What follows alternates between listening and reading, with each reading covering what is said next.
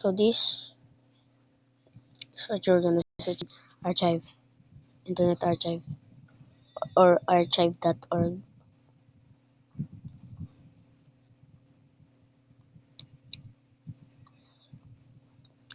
Maghanap tayo dito.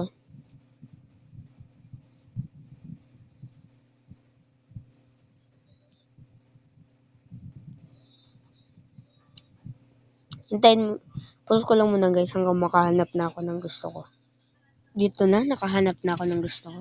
Files for Minecraft Pocket Edition.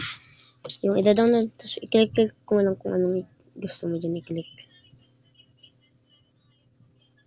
Meron din iba.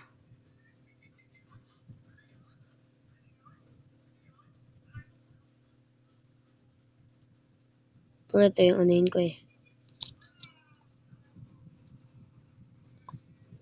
Click mo lang.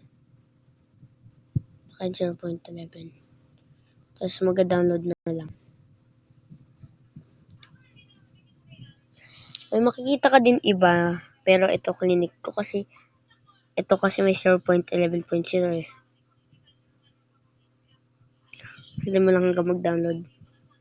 Naka-download na. I-click mo na lang. Install.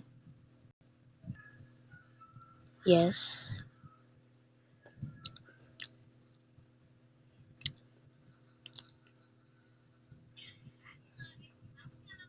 Hintayin mo lang ah.